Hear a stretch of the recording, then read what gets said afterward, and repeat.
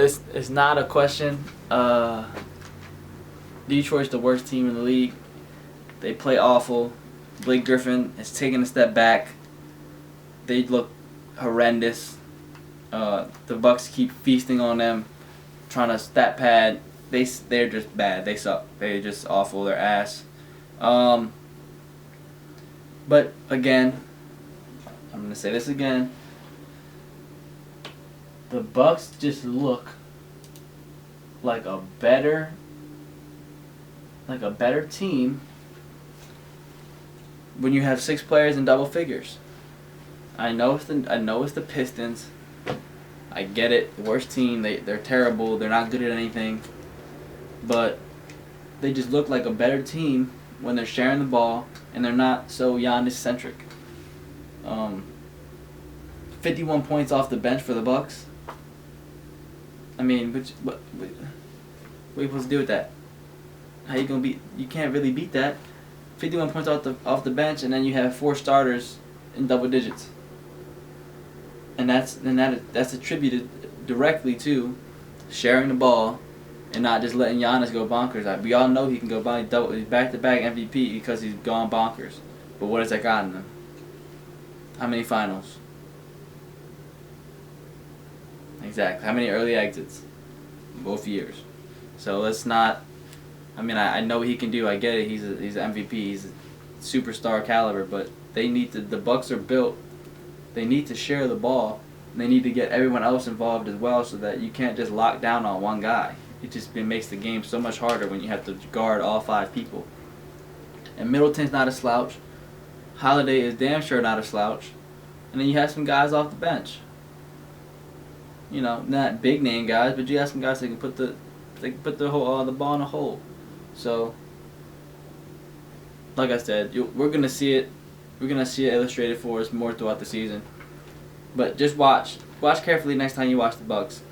When they play straight through Giannis, and when they share the ball, how much different of a team they look. And they just look better when they share them. So Bucks took that 130-115. Next game, OKC versus the Pelicans. I thought that the Thunder showed a lot of grit. They showed a lot of grit last night because I thought they were done for. I thought, let's see what the Thunder are. 11th right now, so they wouldn't even be in the playoffs right now. No CP3. They're CP3's 5-1 right now with the Suns. 6-1 right now with the Suns. 6-2, I mean. And the Thunder are 3-4 now. So, you know, CP3, like I said before, was a big reason for their success. He was the reason for the Thunder's success. Without him, they looked bad. But last night, you know, Shea came out and said, "Hold up, AJ. Now I could play a little bit too." I said, "All right, well, shit. Yeah, I'm gonna need to see it again though." I said last night he played well. 21, 9, 5, and 5 steals. They were aggressive all night. They played like a team. The Pelicans look good. Lonzo's shooting the ball a lot better. I really like the way he's shooting the ball. It's a lot more confident. He's confident in himself. He looks like UCLA again, which is gonna help them a lot because you need a point guard who can shoot. You don't have a point guard who can shoot. You're limited in what you can do because people are not really worried that they're gonna help out. They're gonna help over. They're gonna help down. They're not really chasing you around, so it doesn't really open the floor out for your teammates. But with Lonzo shooting the ball like that, you got to start playing them respectfully. The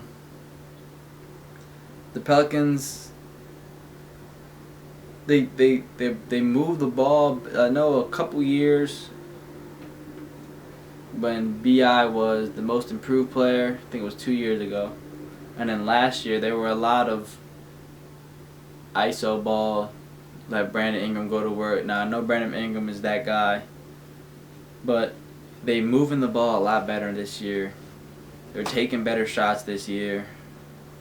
The second units for the Pelicans, they're not good, so that is something to look at. They came up, the starters came off the bench, and then the Thunder just marched right back into the game, and then they had to reinsert Lonzo and Zion and Steven Adams and Bi. So their second unit is garbage, but the first unit is good. They're good enough to go challenge somebody in that 7 through 10. You know, Zion and Bi, they might be the future of the two-man duo, because they're both capable of just exploding on any given night, and I do like their pairing, because you know, Zion's never been a selfish guy. He doesn't really need the ball in his hand. He's more of a cleanup guy, but if you give it to him and tell him to go make a play, he for sure will go make a play. 29, 6 and 1 for Zion, and then Bi was 24, 11 and 4. So I mean, both of them are just they're young players. They're great players, a lot of potential, and I really like them together. But you know, the Thunder came out. They didn't turn over. They stayed in.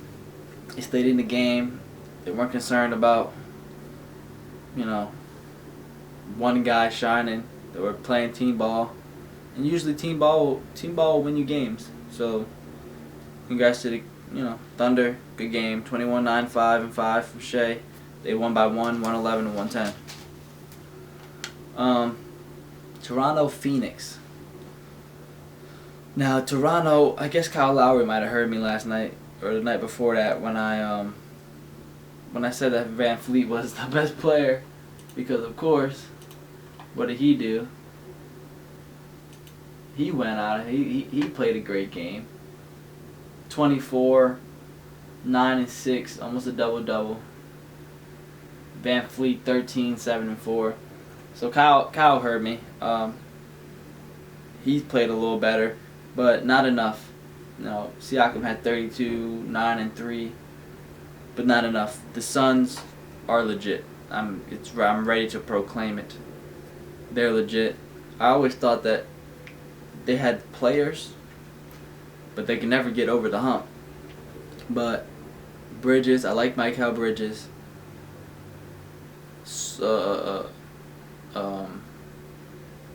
Cam Johnson, that's his name, Cam Johnson. Cam Johnson's really good off the bench. Cam Johnson is really good. Sark is now on the bench, so I like them two together. They can give you some points. They had 31 last night. Those two off the bench.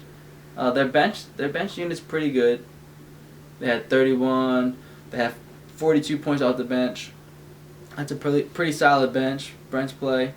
But CP3 just makes all the difference. The way that he orchestrates their offense, you have to respect him in the way that he can get to the basket, little mid-range, shoot. And then his two-man game with Ayton, I don't know how you stop that.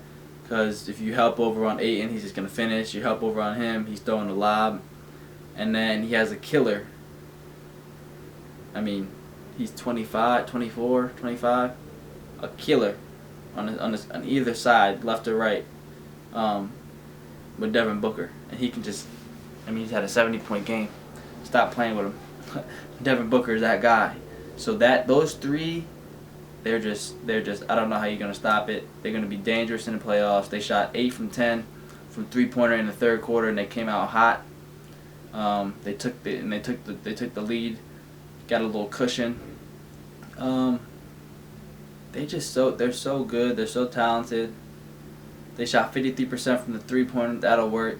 And they had 30 assists last night. So it's not just CP3 that's facilitating. They're all buying into that culture of team ball, find the open man. Everyone on the team can score. So move the ball, find the open man, let him make a play, and play good defense. So right now they're number one. The number one in the West. 6 and 2. They're just really good. They're really good, and they're gonna continue to be really good. 3 and 1 road and home, and they just They're going to be a force. So watch out for this Phoenix Suns. 123 to 115. Booker had 24, 6 and 1. Let's get to. I'm gonna do this. I'm gonna do the last game, and then I'm gonna leave. My favorite. I had to do it. But I'm gonna lead them. I'm gonna lead them for last. Let me do this one game. Kings Bulls.